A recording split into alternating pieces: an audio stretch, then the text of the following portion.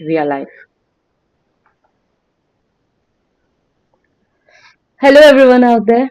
I'm Sangeeta Goel, your host for today.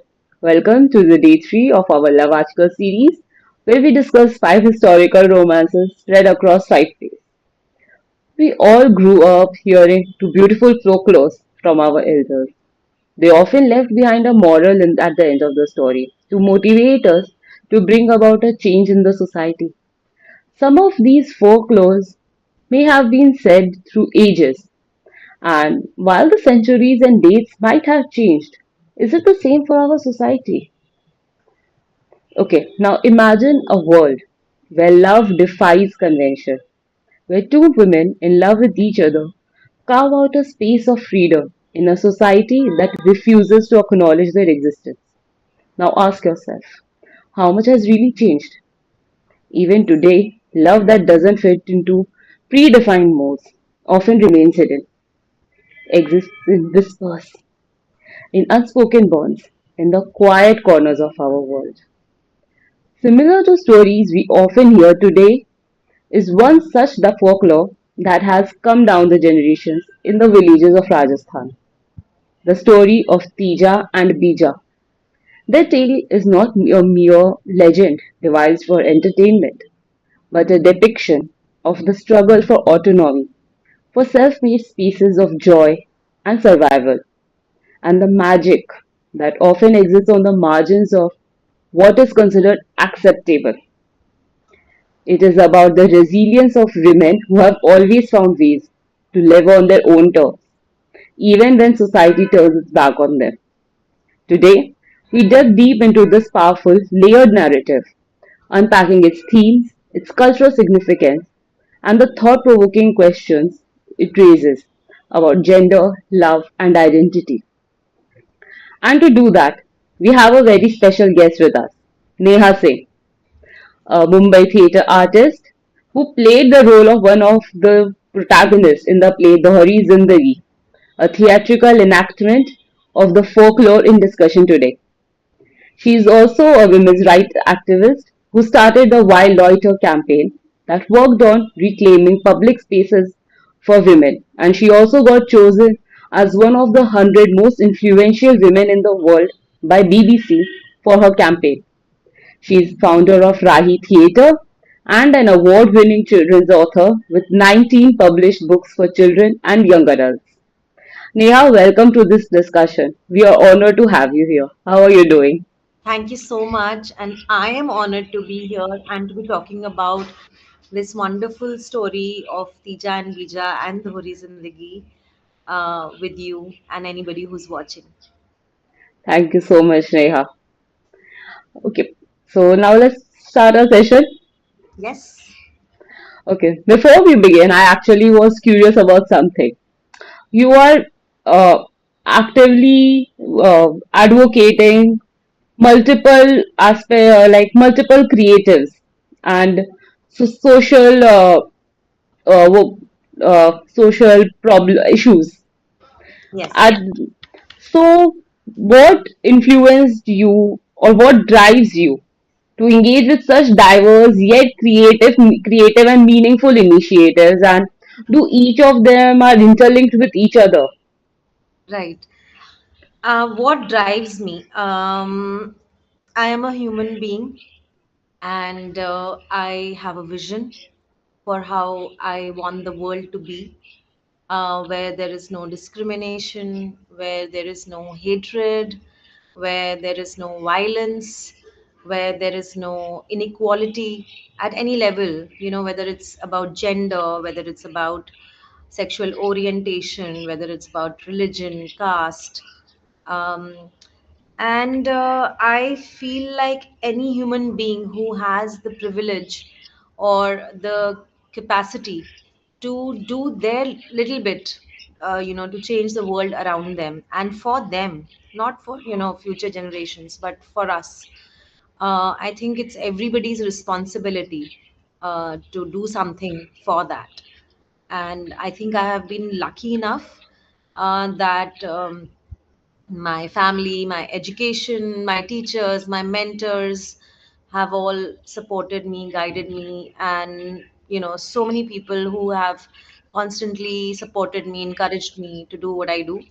And as far as the three main things that I indulge in, which is basically theater, and books, or writing, you can say, and activism, like women's activism. I feel like these three are very much interlinked, at least for me, because my theater feeds into my writing feeds into my activism feeds into my theater. So, because in all these aspects, the voice remains the same.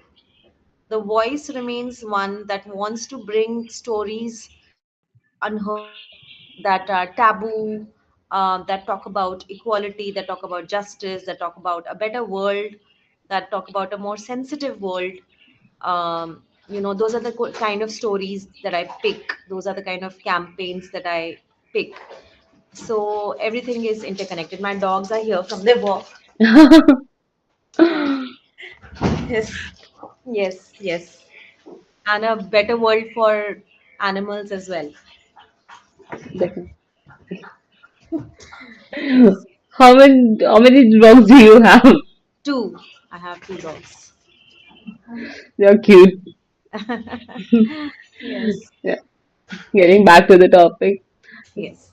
it's very inspiring your work. It's very inspiring. Like it does inspire many people to participate, to come out of the confines they have been brought up into, to break them and actually voice their opinions. So, how did Dohari Zindagi find its way or become a part of this journey?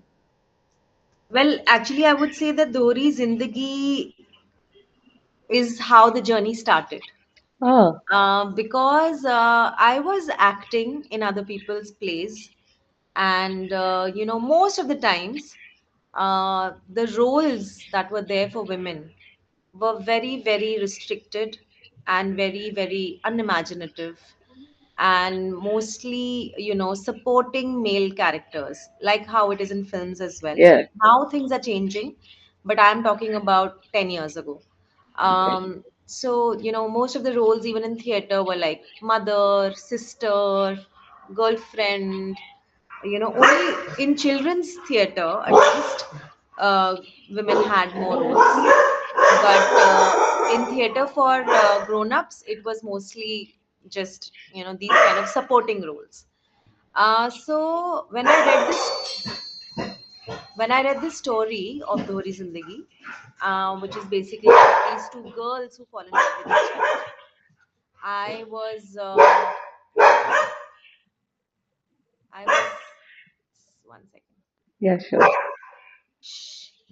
Sia, no. So, It's sorry. okay. Sorry. Shh. Stop it. Okay. Just give me one second. Sure, sure, no issue.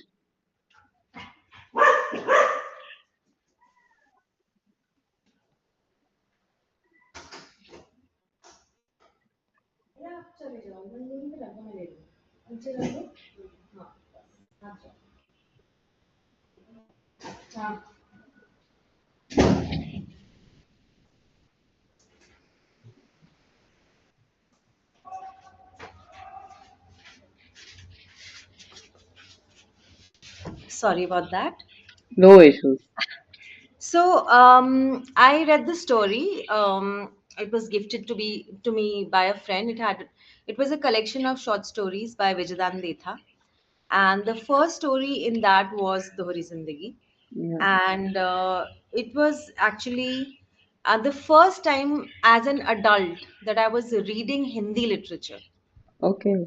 And this was the first story that I read, and it was so remarkable. It was so controversial. It was so scandalous, and it was so revolutionary that I thought that this is one of the best stories that I have ever read in any language. And I wanted somebody else to make a play about it where I could just be an actor.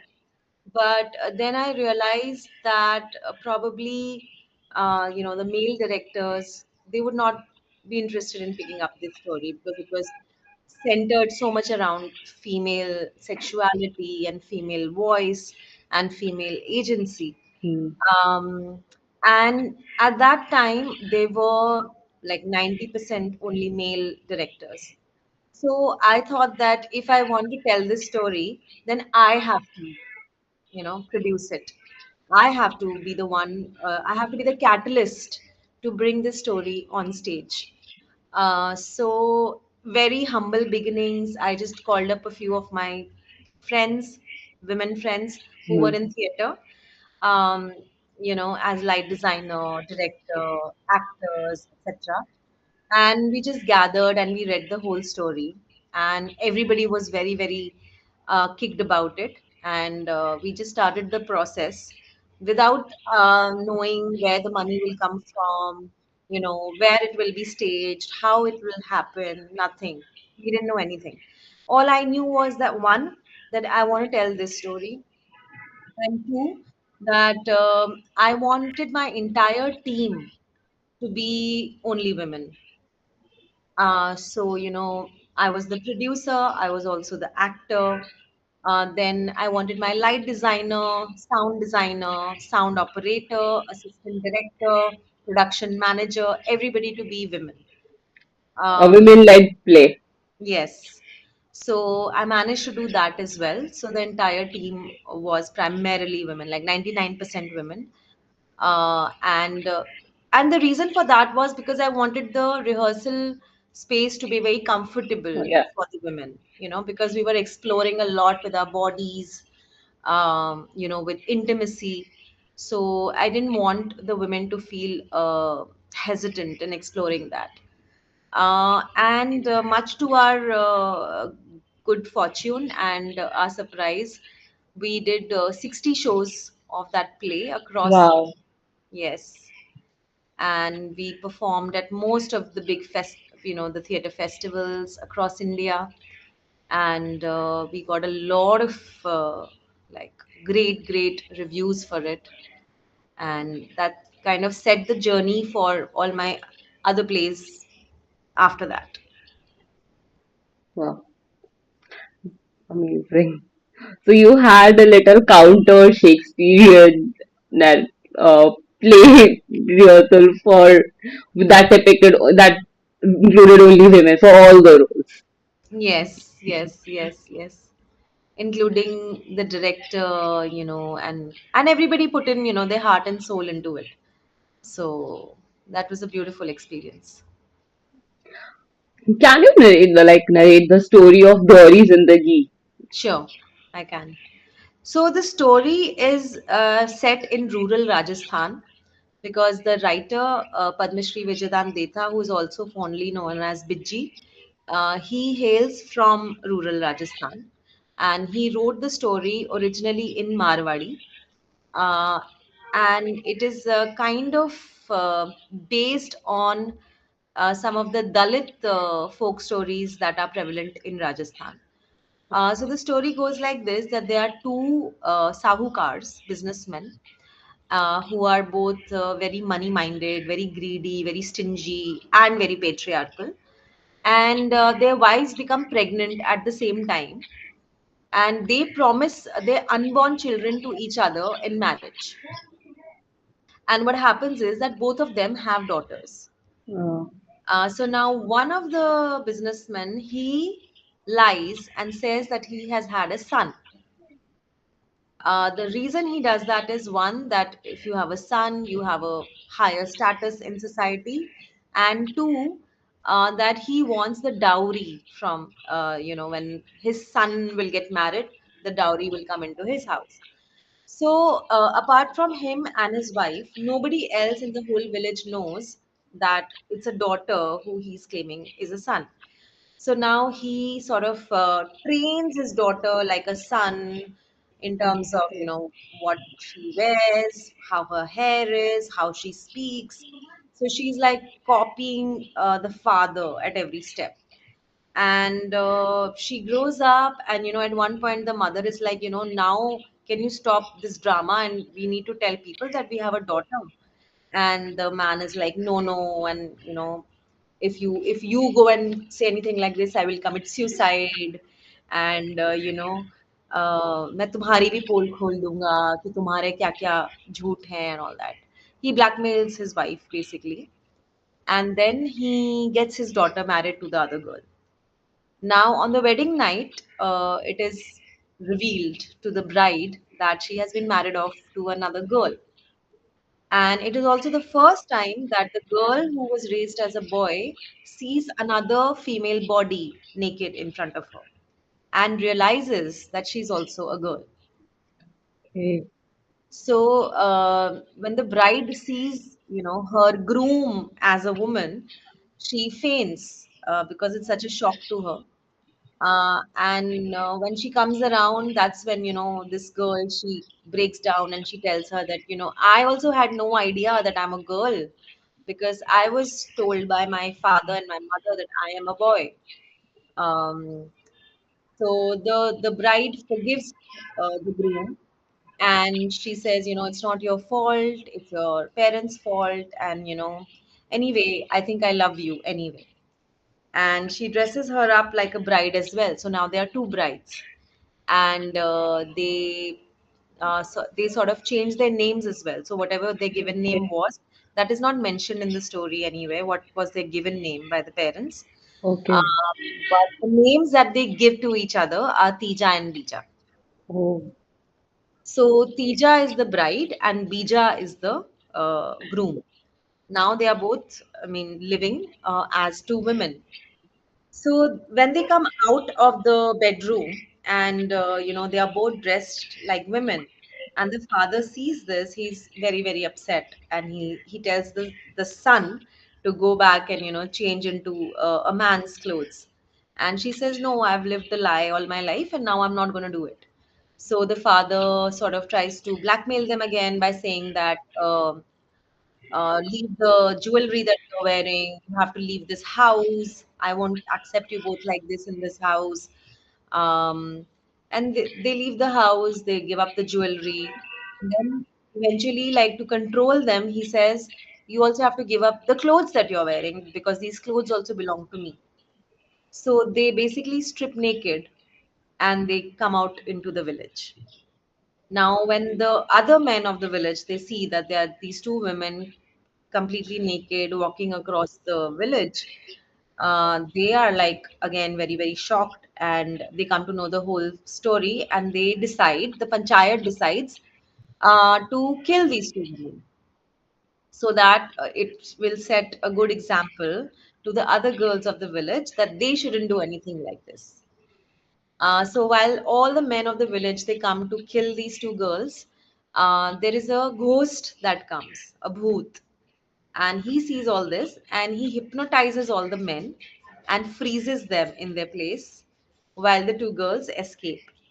And they go on this mountain top, and they make love for the first time. And the ghost comes there, and the ghost says that he has never seen anything like this before, and he thinks this is the purest love that he has ever seen, and he has become a fan of theirs. And now he will build a palace for them, which will be like 10 times bigger and have more wealth than the king of the kingdom's palace. And the two women can stay there, and nobody will ever bother them again. No man can set foot in that palace. oh, So the two girls, they start living in that palace, and one day, one of their cousin sisters, she comes to the palace and she says that, both of you should come back to the village, and everybody's forgiven you guys, and so many men, they are ready to marry you. So you should both get married separately. But these girls, they refuse, and the cousin goes away. Then one day, the girl who was raised as a boy, Bija, She says that, the ghost can grant any wish.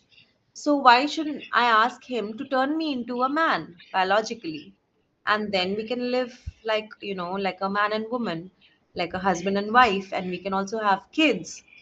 So Teja, the bride, she says that, well, I'm very happy like this, but it's up to you. It's your choice. Like if you want to turn into a man, then go ahead. So Bija goes to the ghost and asks him to turn her into a man. And the ghost says, fine, I'll do that. But at any point, if you decide that you don't want to remain a man, then you will immediately turn back into a woman. So she says, why would any man want to turn back into a woman? So the ghost says, okay, tonight you celebrate as two women, and tomorrow morning you will be a man.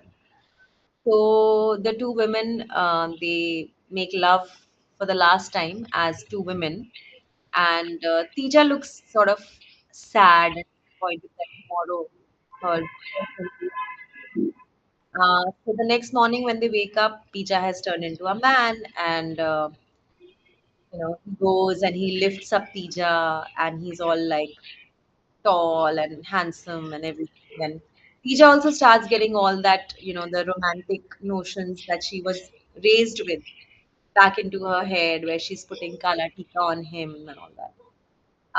And they have great intimacy and they make love and all that. Now, after a few days, Bija starts getting thoughts in his head. So he asks Tija that, who does this palace belong to? And Tija says, it belongs to the ghost. And then he says, no, no, like the ghost has given it to us. So now, amongst you and me, who does this palace belong to? So she says, it belongs to both of us equally. And then he's like, no, it belongs to me because I'm the man. So then Tija says that, well, I'm not sure about that. Maybe we can call the ghost and get this clarified. And then he says, oh, why will the ghost agree with me instead of you? And, you and the ghost anyway have something going. Uh, so she's like, I don't know what you're talking about. So he's like, from now on, you're not allowed to talk to the ghost. Only I will talk to him. So Tija gets really disturbed and she's like, I'm just going out. And he's like, where are you going? And she's like, just going out for a walk. And he's like, no, no, you cannot go without my permission. And I'm not allowing you to go out right now. So she gets even more angry. And then she says that you've lost your mind. And, when you come back into your senses, then I will talk to you. Till then, I'm going to stay in the village with my cousin. So then he grabs her and he throws her on the ground. And then he says that, you can't decide what you will do and what you will not do. And then he rapes her.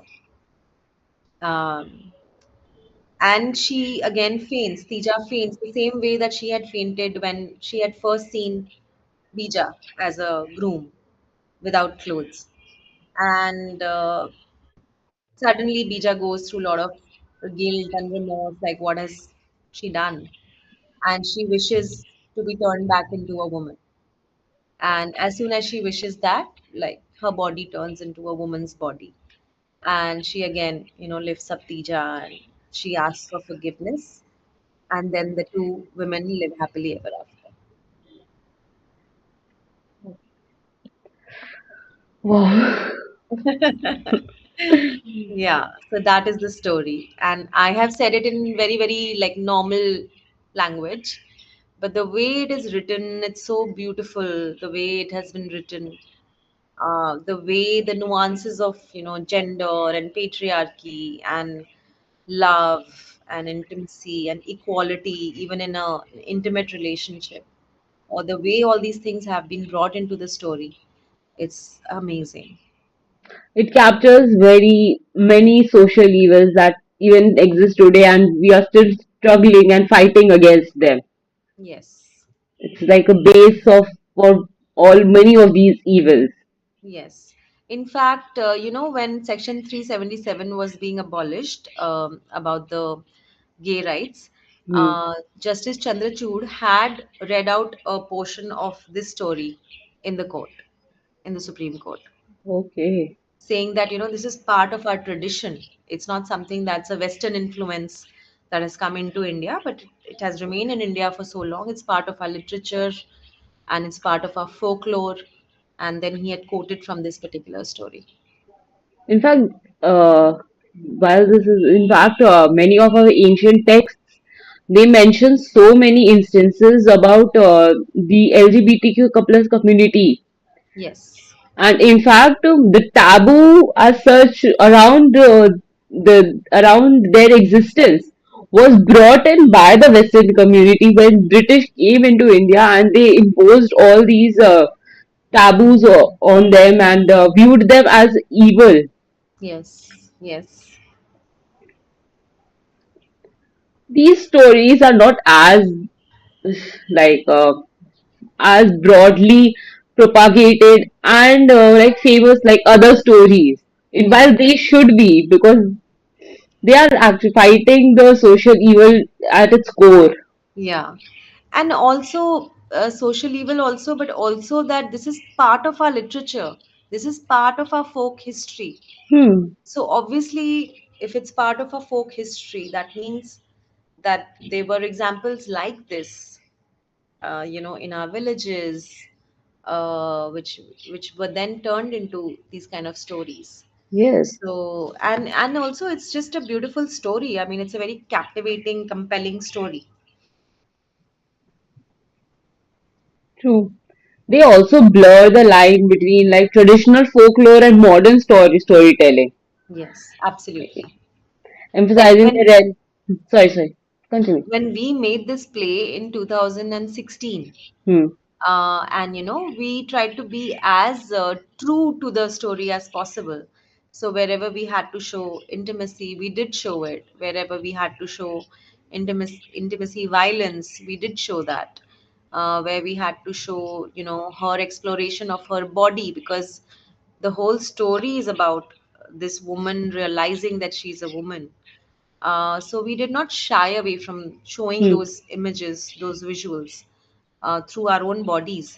And at that time, also, a lot of our friends, when they came to see the rehearsals and all, they said that, it's like too scandalizing. And, like people are going to throw chappals at you, people are going to throw stones at you.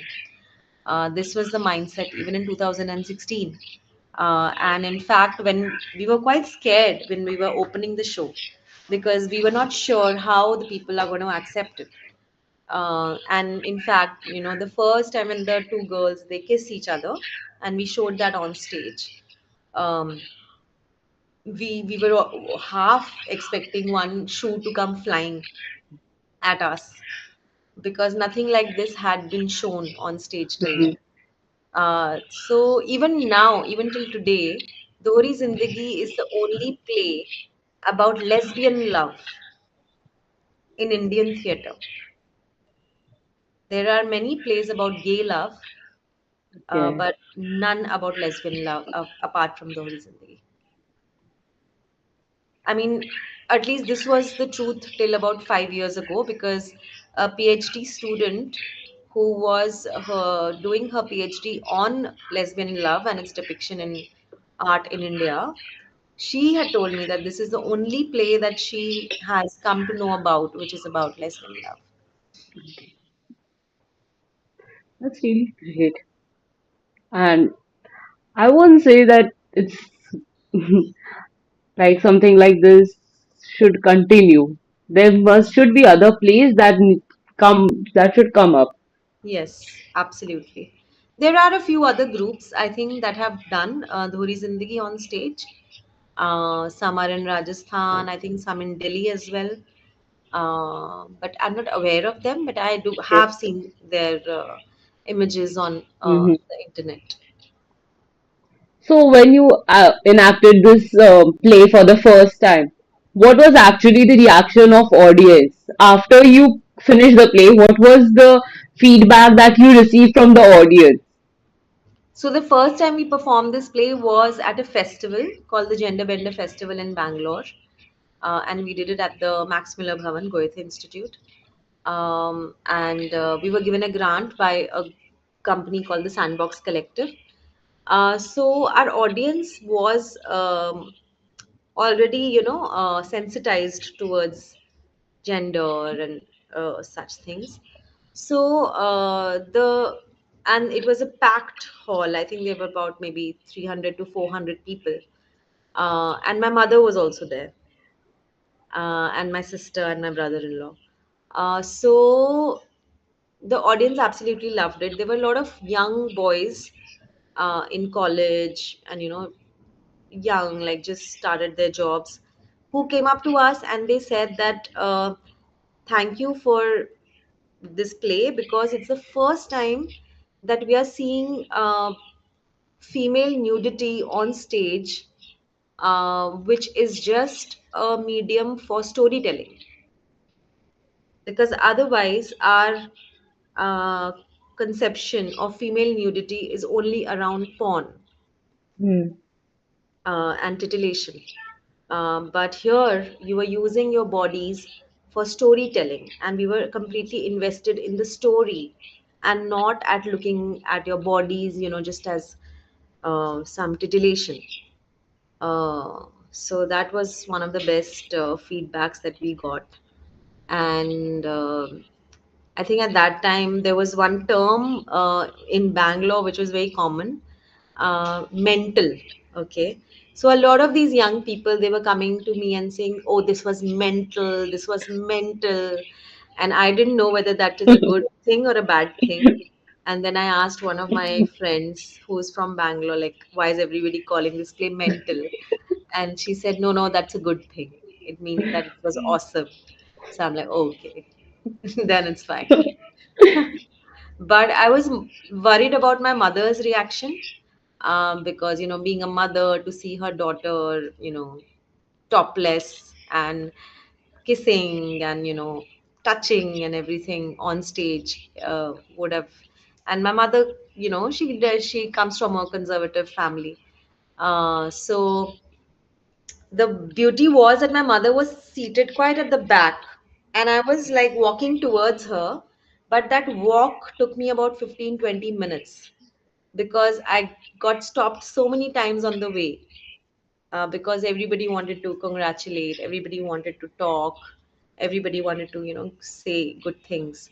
So my mother was watching that, and by the time I reached her, she had seen almost like maybe 60, 70 people stop me and be so overwhelmed that whatever her reservations must have been, those also like melted away, because she realized that what we had done was very powerful.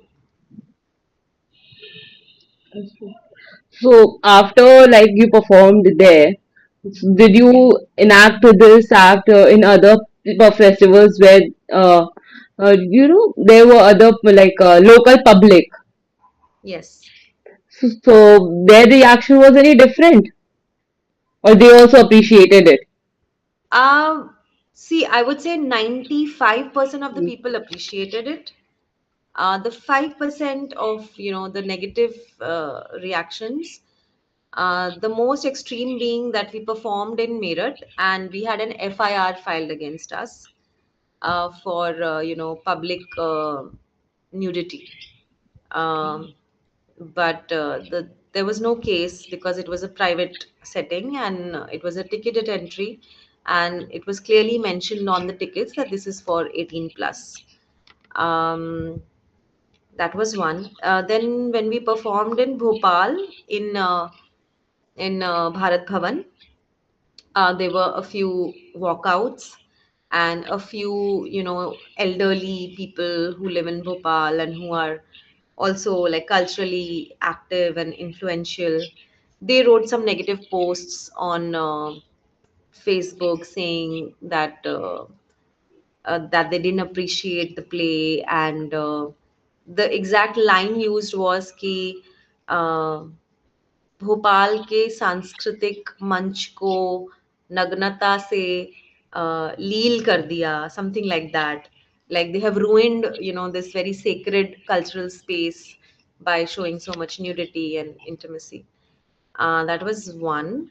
Two, Then in Bombay, in Prithvi Theatre, some people walked out of the show, and they sort of harassed uh, the Prithvi, the organizers as well, saying that, this is a very family sort of a place, and we always come here to watch very family shows, and why have you put this up? So yeah, that. And yeah, that's about it.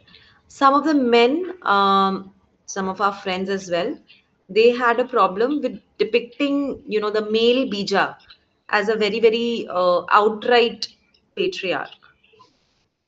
Um, but the thing was, like the explanation one is that she was mirroring the father, because that was her only benchmark for how men should behave. And a father who has, tried to ruin the life of his daughter just because of his own greed and his own ego will obviously not set a very good example. Uh, And the one who also emotionally blackmailed his own wife. yes. And two, that, this story cannot be looked at with a very realistic lens, because everything that's happening in this story is hyper real. It is not possible for a man and woman to hide from everybody else that like they have had a son. Like there would be some midwife, there would be some Hmm. dadi, nani, or somewhere it would be revealed that she's a girl, uh, while she's playing or while she's bathing, whatever. So we are accepting that hyper reality that nobody came to know that she is a Hmm. girl. Secondly, that there's a ghost. Like there are no ghosts in real life, and the ghost is sort of talking to them. He's protecting them. He's made this palace out of nothing. Then he's turned her into a man. So obviously this is a magic realism. It's not real. So when you are telling us folk story, everything is exaggerated. Yeah.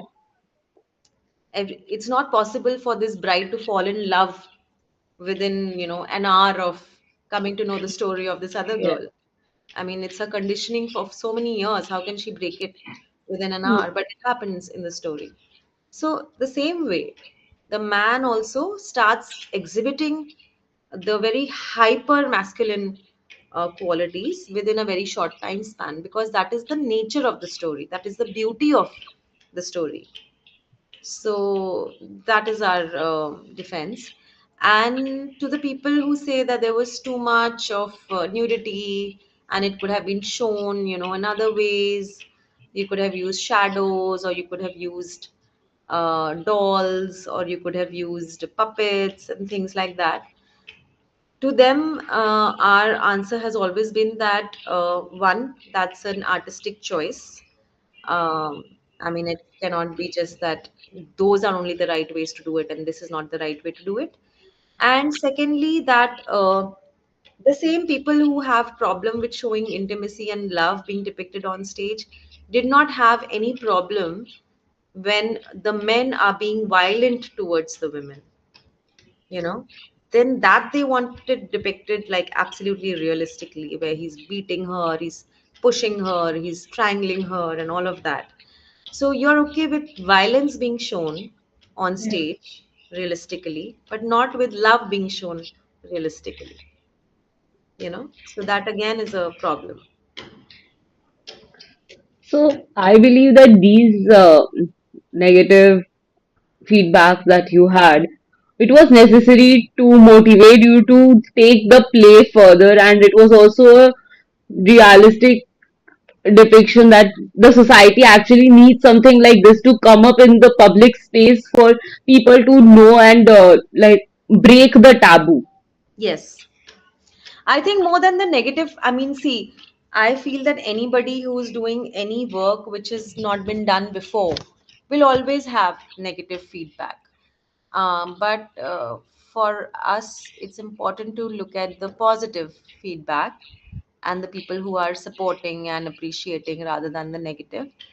And there have been many, many, many instances of, a lot of support For example, there's this person called Vikram Fukan. He used to be the theater critic for the Hindu magazine newspaper, and he really supported the play a lot. And he wrote about it extensively in a lot of different articles that he wrote. Then Vijayan Dethaji's son, Mahendra Dethaji, he still lives in the village where Vijayan Dethaji wrote and lived, Borunda.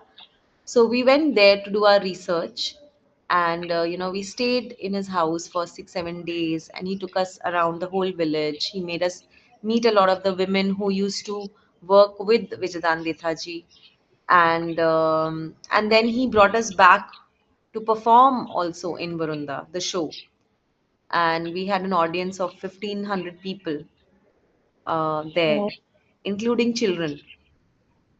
Uh, you know. So, okay. and then he came to Prithvi as well. When we performed at Prithvi, he came to watch the show as well. So yeah, we've had many, many very supportive people um, throughout the journey. Starting with the Gender Bender and Sandbox Collective that gave us the grant.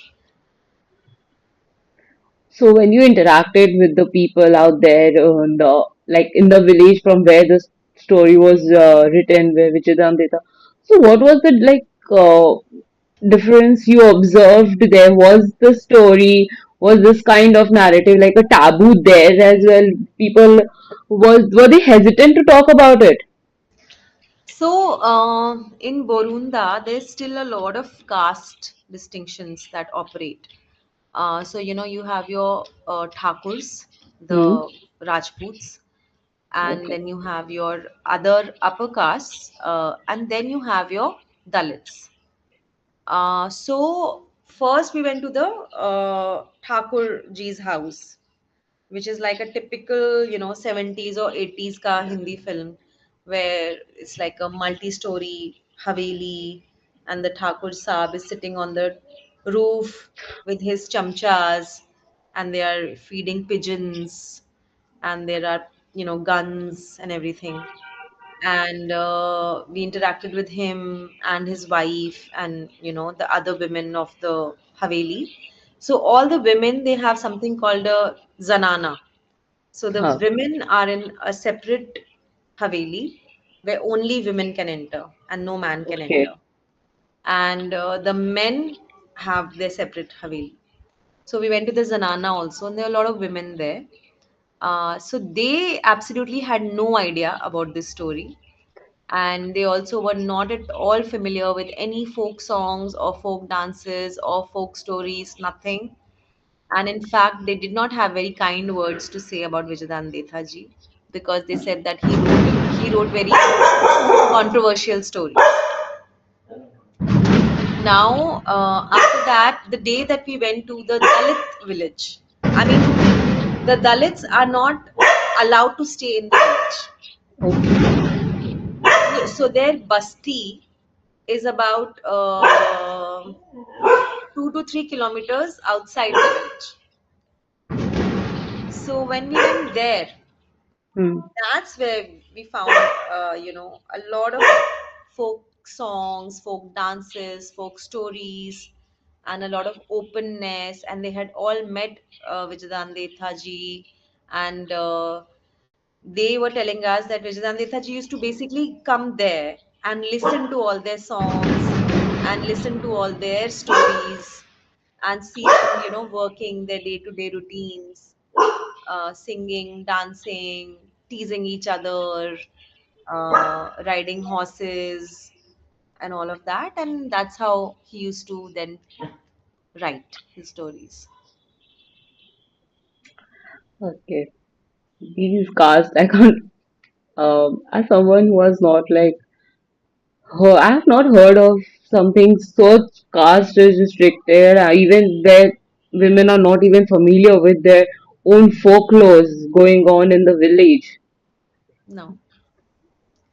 The upper caste women, the Rajput women, were only concerned about their jewelry, about how much money their husband has, how much property they have, and how they do not interact with anybody else, and how possessive their husbands are of them, which is a very good thing, because being possessive is a sign of love.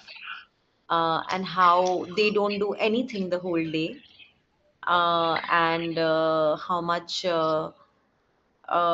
these other women, they are like all over the place, and that's not how women should be, like basically all the patriarchal things. So that research, did it make it help you make the play? Did it affect your play, like inspire your play in some way? Yes.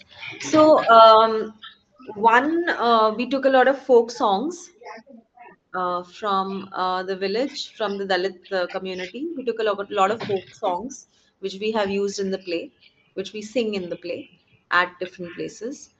Then our the father is kind of based on that Thakurji that we met. Like the way he walks, the way he talks. That was very much based on that man that we met over there. And yeah. So when you were rehearsing for the play, what were the changes in yourself as an actor and as a human you realized, even when you were researching, from your research to enact it, and it's after a journey? What were the changes you observed in yourself as a human and as an actor? One, I felt a lot more comfortable with my own body, because I was, taking my clothes off on stage. So I realized that when you become vulnerable in front of people, people respect that vulnerability. Two, I realized that um,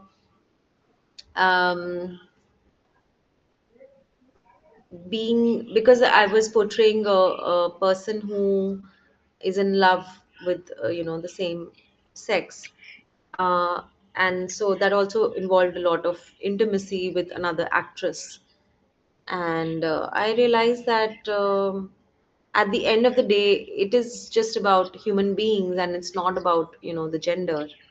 Um any human being can fall in love with any human being, regardless of what gender they have. True.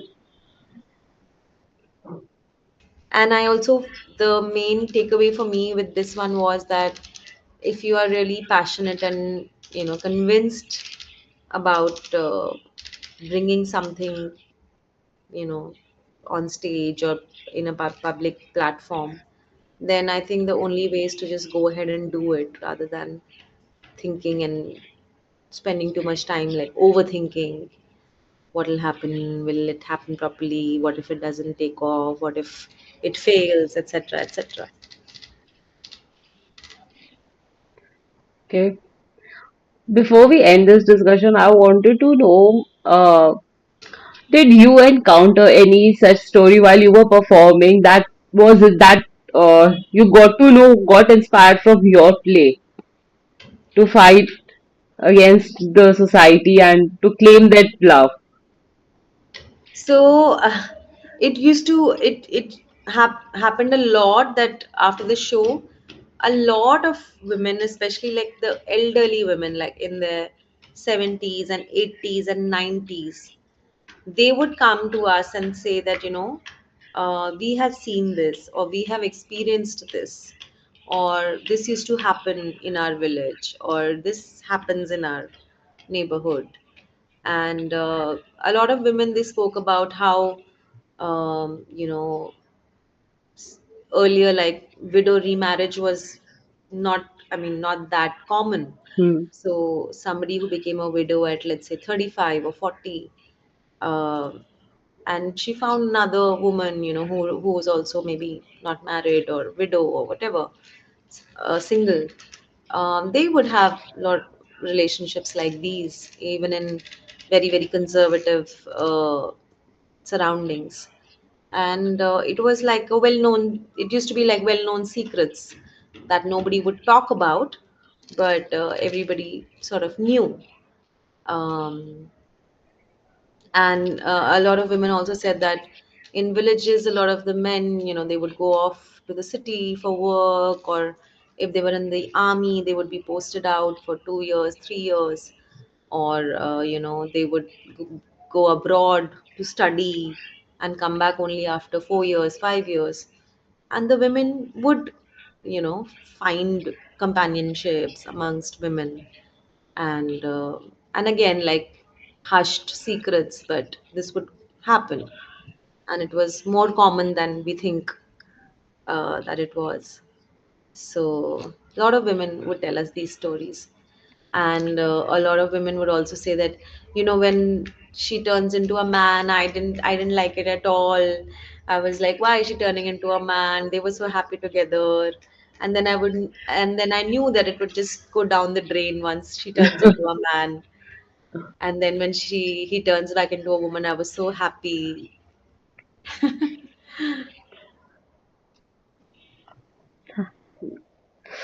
These these stories actually, like, I got to know so much about it when I was researching for my event, and when I came across this story, at first I could not believe that something like this exists in our folklore. Yeah. Okay, like I knew there are instances and mentions of queer community in our ancient texts and traditions, but something like this has come down the ages through folklores in a rural village of Rajasthan. So that really fascinated me. I was like, this has to come up. This needs to be included. Yes, yes. And this discussion today, like it gave whatever I read, it was through other papers and all the interviews that have been conducted. And today's interview, this discussion actually gave me a lot to new information and thought provoking. I really like to think about. Yes. So thank you so much, Neha, for joining us today here. Thank you so much. Thank you. Like, it was great having you here, and see you. See you. See you. Bye. Thank Bye you. bye. Thank you.